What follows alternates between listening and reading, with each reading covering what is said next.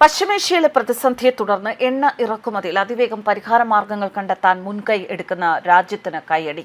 എണ്ണ ടാങ്കർ നീക്കത്തിന് ബദൽ മാർഗങ്ങൾ നൽകുന്നതിനായി ന്യൂഡൽഹി ഇപ്പോൾ പതിറ്റാണ്ടുകൾ പഴക്കമുള്ള ലോജിസ്റ്റിക്സ് ഭൂപടം വേഗത്തിൽ പരിഷ്കരിക്കുകയാണ്. മുമ്പ് 27 രാജ്യങ്ങളിൽ നിന്ന് അസംസ്കൃത എണ്ണ ഇറക്കുമതി ചെയ്തിരുന്ന ഭാരതം ഇപ്പോൾ 41 രാജ്യങ്ങളിൽ നിന്ന് അത് ഇറക്കുമതി ചെയ്യുന്നു. കൂടാതെ ഹോർമൂസ് ഇതര വഴിയിലൂടെയുള്ള എണ്ണ ഇറക്കുമതി വർദ്ധിപ്പിച്ചിട്ടുണ്ട്.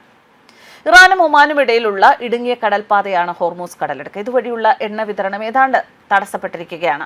മിസൈലുകളുടെയും ഡ്രോണുകളുടെയും ആക്രമണത്തിനിടയിൽ ഹോർമൂസ് കടലിടുക്ക് വഴി ഇന്ത്യയിലേക്ക് വരുന്ന ഏതൊരു എണ്ണയും ഇന്ത്യൻ നാവികസേനയുടെ നിരീക്ഷണത്തിലാണ്. ഈ സാഹചര്യത്തിൽ ഇന്ത്യ ഇപ്പോൾ എണ്ണതന്ത്രത്തിൽ വലിയ മാറ്റം വരുത്തുകയാണ്. പ്രധാനമന്ത്രി നരേന്ദ്രമോദി തന്നെയാണ് തിങ്കളാഴ്ച ലോക്സഭയിൽ ഇക്കാര്യം പ്രഖ്യാപിച്ചത്. അതേസമയം ICE ബ്രെന്റിന് തുല്യമായ വിലയ്ക്ക് ഇന്ത്യൻ ശുദ്ധീകരണശാലകൾക്ക് അസംസ്കൃത എണ്ണ വിതരണം ചെയ്യാൻ ഇറാൻ വാഗ്ദാനം ചെയ്തിട്ടുണ്ട്. US സമ്മർദ്ദത്തെ തുടർന്ന് 2019 മെയ് മുതൽ ഇന്ത്യ ഇറാനിൽ നിന്ന് അസംസ്കൃത എണ്ണ ഇറക്കുമതി ചെയ്തിട്ടില്ല. ഓപ്പൺ മാഗസിനിൽ പ്രസിദ്ധീകരിച്ച ഒരു റിപ്പോർട്ടിൽ പറയുന്നത്, ഉയർന്ന അപകട സാധ്യതയുള്ള ഹോർമൂസ് കടലിടുക്കിലൂടെ കപ്പലുകൾ കടന്നുപോകുന്നത് വളരെ ചെലവേറിയതാണ്. ഇത് എണ്ണ ടാങ്കറുകളുടെ ചിലവ് കൂട്ടുകയും ചെയ്യുന്നു.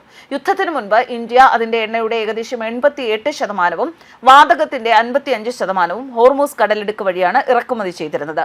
പശ്ചിമേഷ്യൻ പ്രതിസന്ധിയുടെ വെല്ലുവിളികൾ ഉയർന്നപ്പോൾ അത് നേരിടാനുള്ള ഇന്ത്യയുടെ ശ്രമങ്ങൾ അതിനെക്കുറിച്ച് പ്രധാനമന്ത്രി നരേന്ദ്രമോദി തിങ്കളാഴ്ച ലോക്സഭയെ അറിയിക്കുകയും ചെയ്തു.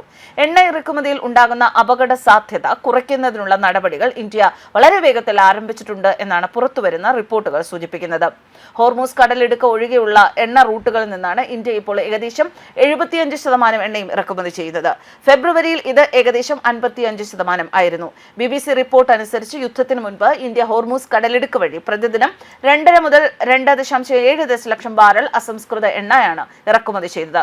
Iraq, Saudi Arabia, UAE, Kuwait എന്നിവിടങ്ങളിൽ നിന്നാണ് ഈ എണ്ണ കൂടുതൽ വന്നത്. അതേസമയം ഇന്ത്യ LPGയുടെ ഏകദേശം 80 മുതൽ 85% വരെ ഇറക്കുമതി ചെയ്യുന്നു. ചൈന കഴിഞ്ഞാൽ ലോകത്തിലെ രണ്ടാമത്തെ ഏറ്റവും വലിയ ഇറക്കുമതിക്കാരാണ് ഇന്ത്യ. ഇന്ത്യയുടെ LPG ഇറക്കുമതിയുടെ ഏതാണ്ട് എല്ലാ ഭാഗങ്ങളും Qatar, Saudi Arabia, UAE, Kuwait എന്നിവിടങ്ങളിൽ നിന്നാണ്. എണ്ണ ടാങ്കർ ഡാറ്റ നിരീക്ഷിക്കുന്ന ഒരു സംഘടനയാണ് കെപ്ലർ പറയുന്നത്, റഷ്യയിൽ നിന്നോ അറ്റ്ലാന്റിക് ബേസിൻ, യുണൈറ്റഡ് സ്റ്റേറ്റ്സ്, പശ്ചിമാഫ്രിക്ക, ലാറ്റിൻ അമേരിക്ക ഇവിടങ്ങളിൽ നിന്നോ ഒക്കെ ഇന്ത്യയുടെ എണ്ണ ഇറക്കുമതി വർദ്ധിപ്പിക്കും എന്നാണ്. എന്നാലും ഗൾഫ് രാജ്യങ്ങളിൽ നിന്നുള്ള 5-7 ദിവസങ്ങളുമായി ഒന്ന് കമ്പയർ ചെയ്യുമ്പോൾ ഈ റൂട്ടിന് 25 മുതൽ 45 ദിവസം വരെ എടുക്കുന്നു എന്നതാണ് മറ്റൊരു പ്രശ്നം. ഇത് ഒരു വശത്ത് വിതരണ ശൃംഖലയിൽ വളരെയധികം സമയമെടുക്കും, മറുവശത്ത് ഈ സാധനങ്ങളുടെ ഗതാഗത ചിലവ് കൂടും.